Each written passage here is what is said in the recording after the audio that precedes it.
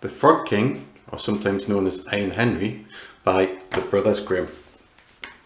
In old times, when wishing still helped one, there lived a king whose daughters were all beautiful, but the youngest was so beautiful that the sun itself, which had seen so much, was astonished when the it shone in her face. Close by the king's castle lay a great dark forest, and under an old lime tree in the forest was a well. And when the day was very warm, the king's child went out into the forest and sat down by the side of the cool fountain. And when she was bored, she took a golden ball and threw it up on high and caught it, and this ball was her favourite plaything. Now it so happened that on one occasion the princess's golden ball did not fall into the little hand which she was holding up for it, but onto the ground beyond and rolled straight into the water. The king's daughter followed it with her eyes, but it vanished, and the well was so deep that the bottom could not be seen. At this she began to cry, and cried louder and louder, and could not be comforted. And as she thus lamented, someone said to her, "What ails you, king's daughter? Your tears would melt a heart of stone." She looked round to the side from where the voice came, and saw a frog stretching forth its thick, ugly head from the water. "Ah, old water splasher, is it you?" she said. "I am weeping for my golden ball, which has fallen into the well." "Be quiet and do not weep," answered the frog. "I can help you, but what will you give me if I bring your plaything up again?" "Whatever you will have, dear frog," she said. "My clothes, my pearls and jewels, and even the golden crown which I am wearing." The frog answered, "I do not care for your clothes, your pearls and jewels, or your golden crown, but if you will love me and let me be your companion and playmate, and sit by you at your little table, and eat off your golden plate, and drink out your little cup, and sleep in your little bed, if you will promise me this, I will go down below and bring you your golden ball up again." "Oh yes," she said, "I promise you all you wish, if you will but bring me the ball back again." She however thought, "How the silly frog does talk. He lives in the water with the other frogs and croaks, and can be no companion to any human being." But the frog, when he had received this promise, put his head into the water and sank down, and in a short while came swimming up again with the ball in his mouth, and threw it on the grass. The king's daughter was delighted to see her pretty plaything once more, and picked it up and ran away with it. "Wait, wait," said the frog. "Take me with you. I can't run as you can." But what did it avail him to scream his croak, croak after her as loudly as he could? She did not listen to it, but ran home and soon forgot the poor frog, who was forced to go back into his well again. The next day, when she had seated herself at table with the king and all the courtiers, and was eating from her little golden plate, something came creeping splish, splash, splish, splash up the marble staircase. And when it had got to the top, it knocked at the door and cried, "Princess, youngest princess, open the door for me."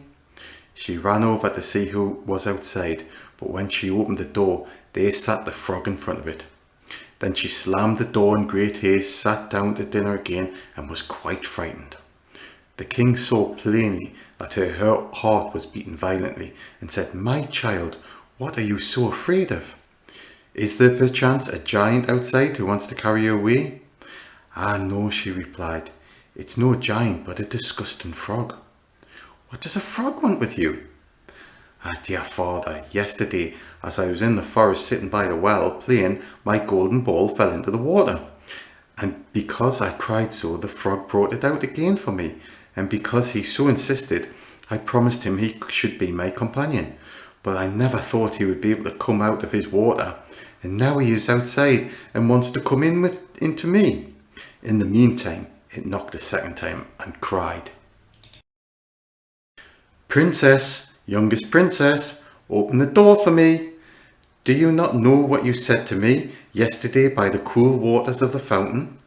Princess, youngest princess, open the door for me." Then said the king, "That which you have promised you must perform. Go, let him in." She went and opened the door, and the frog hopped in and followed her, step by step, to her chair. There he sat and cried, "Lift me up beside you." She delayed until at last the king commanded her to do it. When the frog was once on the chair, he wanted to be on the table. And when he was on the table, he said, "Now push your little golden plate nearer to me so we may eat together." She did this, but it was easy to see that she did not do it willingly. The frog enjoyed what he ate, but almost every mouthful she took choked her. At length he said, "I have eaten and am now satisfied. Now I am tired. Carry me into your little room and make your little silken bed ready, and we will both lie down and go to sleep." The king's daughter began to cry, for she was afraid of the cold frog which she did not like to touch, and which was now sleeping in her pretty, clean little bed. But the king grew angry and said, "He who helped you when you were in trouble ought not to be despised by you afterwards." So she took hold of the frog with 2 fingers, carried him upstairs, and put him in a corner. But when she was in bed, he crept to her and said, "I'm tired. I want to sleep as well as you. Lift me up, or I will tell your father."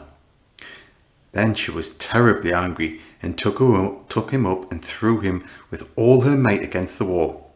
"Now you will be quiet, odious frog," she said. But when he fell down, he was no frog, but a king's son with beautiful, kind eyes. And it came to pass that, with her father's consent, he became her dear companion and husband. He told her how he had been bewitched by a wicked witch, and how no one could have delivered him from the well but herself, and that tomorrow they would go together into his kingdom. They went to sleep, and next morning when the sun awoke them, a carriage came driving up with 8 white horses, which had white ostrich feathers on their heads and were harnessed with golden chains, and behind stood the king's young servant, Faithful Henry. Faithful Henry had been so unhappy when his master was changed into a frog that he had caused 3 iron bands to be laid around his heart, lest it should burst with grief and sadness. The carriage was to conduct the young king into his kingdom. Faithful Henry helped them both in and placed himself behind again, and was full of joy because of his deliverance.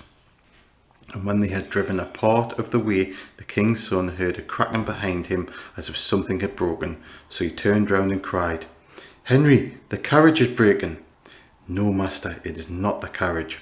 It is a band from my heart, which was put there in my great pain when you were a frog and imprisoned in the well." Again and again, while they were on their way, something cracked, and each time the king's son thought the carriage was breaking.